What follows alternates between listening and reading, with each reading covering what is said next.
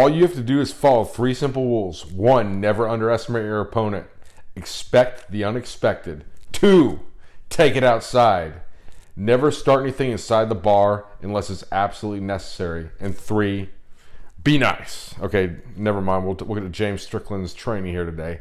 So he's starting off the workout here, and James will be competing in February. That's 570 pounds there. Or he's going up to he's going up to 570 pounds. So let's see how he looks today. James has been having just amazing training sessions, putting on a little bit of weight. He's up to 300 pounds now, good bulk there. So at 570 pounds. Oh yeah, I mean, I've never seen him move the weight that fast. Boom. Perfect. All day.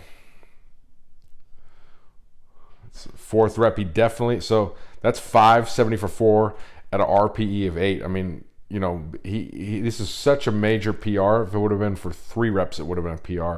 So it's on a whole new level. So next we're on to the speed bench sets, 495 for 3 sets of 3 here. And with some of my really explosive bench pressers like a James, Jeremy Hornstra, Julius Maddox, a lot of these guys on the speed sets, I'll actually have them pause it because it feels a lot better on them. We almost get worried about them getting injured because they'd be so explosive with the touch and goes. It doesn't quite feel right there. So 3 sets of 3 with 495, putting maximum force in the barbell, full range of motion from point A to point B. That's how you maximize each set, each rep. Because I mean, think about it. Most of these bench press sets, you know, people just kind of coast their way through. And if with sub-maximal weights, you can get maximal adaptations. If you have the intent to move the bar explosively, you will get maximal strength adaptations as well as explosive strength adaptations. And here we're on to the close grip decline press, 485 for 2 sets of 5. And this has never been a strong point for James, this particular exercise. But as you can see, he's moving up on it and getting he's a lot stronger than he was last time we cycled it in. We've featured it on here, so he's on a whole new level now and looking awesome.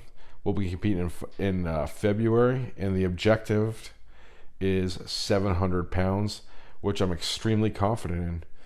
And I mean, so you guys right here, right now, are getting to see history being made. We're so awesome to watch this, and I'm so thankful for my small part in it. Getting to work with James. So here we go with the seated cable fly. Good way to hit the chest, because what I like about cables, sometimes first off, cables act more similarly to dumbbells. They're not just fixed like most machines. And second off, you get that continuous tension through the entire range of motion with dumbbell flies. Good exercise, but they really overload the bottom if you get stretch there. But if you know what happens is you end up coasting the entire way through the fly once you get out of the bottom position, and momentum kind of does the work instead of the muscle. But the cables are forcing through the whole range of motion, providing an extreme overload, you know, because nowadays a lot of, you know, people always talk about different trends like this and that, you know, like it's amazing to me, like how, you know, back in the 90s, like I was actually in the 90s even, I was managing a hardcore gym when I was in high school at 16 years old, and back then it was funny how the trend was sort of all machines, no free weights, you know. If you ever did squats or deadlifts, you're some like Neanderthal knuckle dragger in the corner of the gym that the owner wanted people to stay away from at a more hardcore gym. You know, now we get the opposite, where people are doing only compound movements, you know, like, oh yeah, I have a gym, and you know, all we do is, you know, bench press, squat and deadlift, bench squat and deadlift, and the gym doesn't have any, you know, equipment outside of the bench press rack or squat rack or whatever. And a lot of times just a way for these gyms to set, you know, just to save money, I think. But anyways, definitely machines, isolation exercises can have a role in constructing the strongest version of you. So this is not bodybuilding, this is not powerlifting, this is whatever the hell that works. So obviously if we had to choose between, you know, barbell or machines, dumbbells, machines, we choose the barbells and dumbbells, but we don't have to choose. So we're trying to get the most out of it. So make sure you like, subscribe, and share this video, and we will have more to come. Thanks for kicking ass, James.